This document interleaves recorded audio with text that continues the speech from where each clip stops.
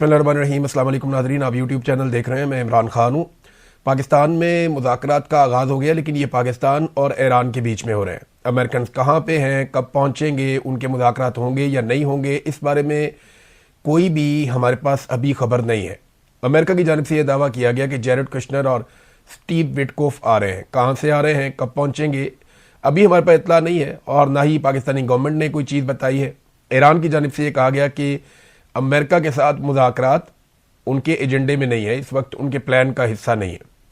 हाँ, ये नहीं उन्होंने कहा कि बिल्कुल अमेरिका के साथ मुज़ाकरात नहीं हो सकते या होंगे नहीं। हाँ, एक चीज़ उन्होंने कैटेगोरिकली कही जो मैं अभी आपको आगे चलकर बताता हूँ, लेकिन यहाँ पे एक वीडियो जारी की गई है।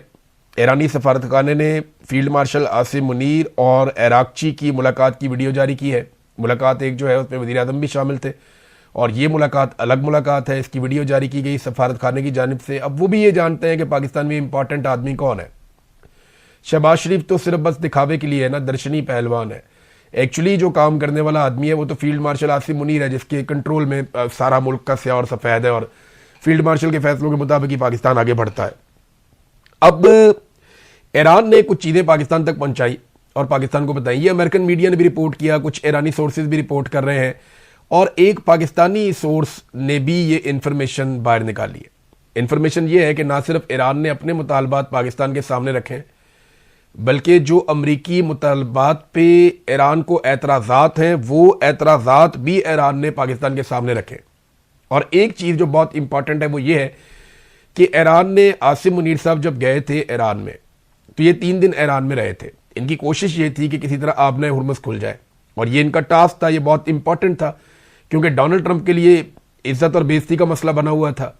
तो आसिम मुनीर साहब ने कामयाब सफारतकारी उस वक्त की थी, उन्होंने आबने हुर्मुज़ को खुलवा दिया था। ईरान ने इसका ऐलान भी कर दिया था और बहुत बड़ा दिल किया था उन्होंने। डोनाल्ड ट्रंप ने उसका शुक्रिया भी अदा किया था। लेकिन देखिए, डोनाल्ड ट्रंप इसराइल के दबाव में रहता है। अभी इसराइल की जानिब से बाकायदा जो उनका चैनल 12 है, उनके अखबारात के अंदर, उनके मीडिया के अंदर ये खबरें आ रही हैं कि इसराइल ने अमेरिका को ये बावर करवा दिया है और वाज़े तौर पे ये पैगाम दे दिया है कि ये नाकाबंदी आप ख़त्म नहीं कर सकते। अगर आप ये नाकाबंदी ख़त्म करेंगे तो जो कुछ भी हमने अब तक किया है वो सारे किए किराए पर पानी फिर जाएगा। तो ईरान जो है उसको बहुत बड़ी सहूलत मिल जाएगी। तो अमेरिका ये नाकाबंदी ख़त्म नहीं कर सकता, ये दबाव अब इसराइल डाल रहा है। उस वक्त जब डोनाल्ड ट्रंप ने शुक्रिया अदा किया ईरानी क़यादत का और सबका कि इससे बहुत फ़ायदा हुआ और आबने हुर्मुज़ खुल गई है, और ईरान ने आबने हुर्मुज़ को उस वक्त खोल दिया था जब आसिम मुनीर साहब पाकिस्तान से गए थे ईरान में। लेकिन फिर क्या होता है कि डोनाल्ड ट्रंप थोड़ी देर के बाद ये अनाउंस कर देते हैं कि जो नाकाबंदी है वो जारी रहेगी, और फिर नाकाबंदी को मज़ीद सख्त कर दिया जाता है। अब ये शिकवा ईरानियों ने किया जी कि हमें ये गारंटी दी गई थी और पाकिस्तान की जानिब से उन्हें यह बताया गया था कि अगर ईरान आबने हुर्मुज़ को खोलने का फैसला करता है तो अमेरिका नाकाबंदी ख़त्म करता है तो चीज़ें नॉर्मल हो जाएगी। और दूसरा जो मसला था अहम तरीन, वो लबनान में जंगबंदी का था। वो ईरान ने कहा, पाकिस्तान ने अमेरिका को पैगाम पहुंचाया, डोनाल्ड ट्रंप ने दबाव डाला और इसराइल की और लबनान में वो जंगबंदी भी करवा दी। तो ये चीज़ें हल होने के करीब पहुंच गई थी। लेकिन जो डोनाल्ड ट्रंप की नाकाबंदी है उसने मामला ख़राब किया हुआ है। अब इस नाकाबंदी से डोनाल्ड ट्रंप क्या हासिल कर सकते हैं? सबसे अहम चीज़ तो यह है कि अमरीकी तेल बिक रहा है, और गल्फ के अंदर जो तेल की बड़ी दुकान है वो बंद पड़ी है, और इससे वो ईरान के ऊपर एक दबाव पैदा कर रहे हैं और दीगर ममालिक पे भी दबाव डाल रहे हैं। यहाँ पे ना इसके साथ जुड़ी हुई एक और ख़बर भी है। ईरान से 4 जहाज़ निकले हैं, टैंकर्स, आबने हुर्मुज़ में से ईरान से इजाज़त लेने के बाद। इन चारों का ताल्लुक जो है वो बताया जा रहा है कि एक चाइना से है, एक इंडिया से है, एक यूनान से है। तो ये 4 बहरी जहाज़ निकले हैं और ये अब क्रॉस करके अमेरिकन ब्लॉकेज की तरफ जाएंगे। देखना यह है कि अमरीकी इनको जाने देते हैं या इनको रोकते हैं। इससे पहले जो ईरान से जुड़े हुए जहाज़ या टैंकर्स हैं उनको तो अमेरिकन रोक लेते हैं, और ईरानियों ने भी कई जहाज़ों को रोका है, बल्कि एक जहाज़ को वो कब्जे में करके साथ ले गए, उन्होंने उसको सीज कर दिया। उसकी वजह वो ये बताते हैं कि ईरानियों को लगता है कि ये जहाज़ जासूसी का काम कर रहा है अमेरिकन के लिए, और इसने अमेरिका की बंदरगाहों के भी चक्कर लगाए हैं, इस रीजन में भी चक्कर लगा रहा है। तो इस जहाज़ में ईरानियों को शक है कि जासूसी के बहुत सारे हालात हो सकते हैं, लिहाजा उन्होंने उस जहाज़ को सीज कर दिया है। एक फुटेज भी जारी की है जिसमें ईरानी फोर्सेस जो है वो जहाज़ को कंट्रोल कर रही हैं। अब ईरान के कौमी सलामती कमेटी के सरबराह हैं इब्राहिम अजीजी। याद रखिएगा, कौमी सलामती कमेटी जिस भी मुल्क की होती है वो मुल्क की एक अहम तरीन बॉडी होती है।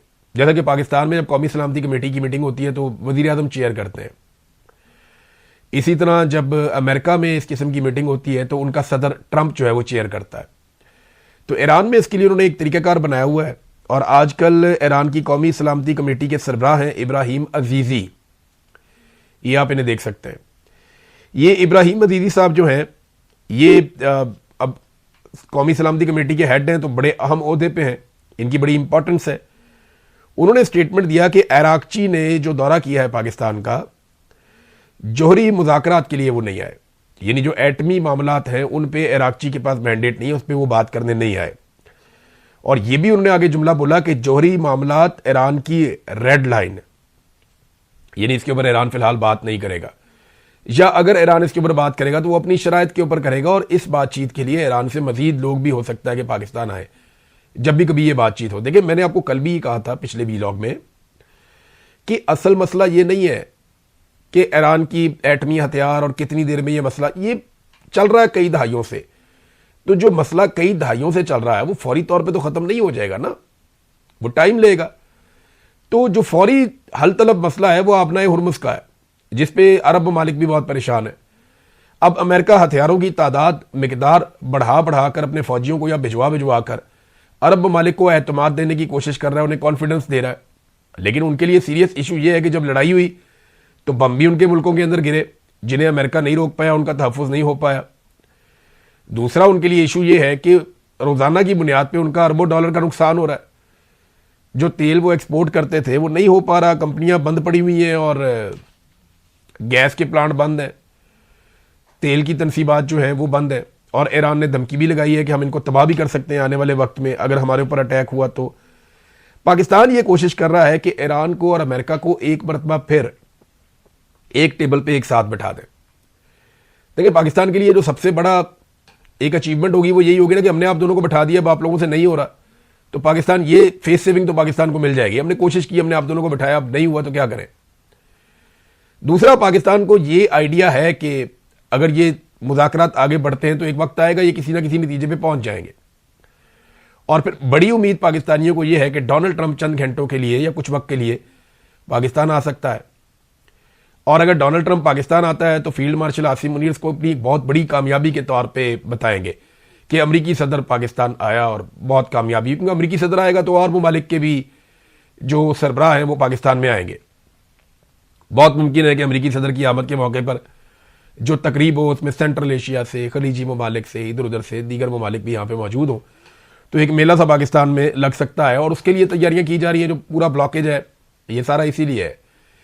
ये जो तलाशियां हो रही हैं, ये जो क्रैकडाउन हो रहे हैं, मार्केटें बंद हैं, रास्ते बंद हैं, पूरा जो है वो एक कर्फ्यू का सामान लगाया हुआ है इस्लामाबाद में। उसके पीछे जो बड़ा रीज़न है वो यही है कि अमरीकी सदर का इनको शक है या इन्हें यह आसरा दिया गया है कि आप फलां चीज़ अगर अचीव कर लेते हैं तो अमरीकी सदर जो है वो यहाँ पे पाकिस्तान का दौरा कर सकता है।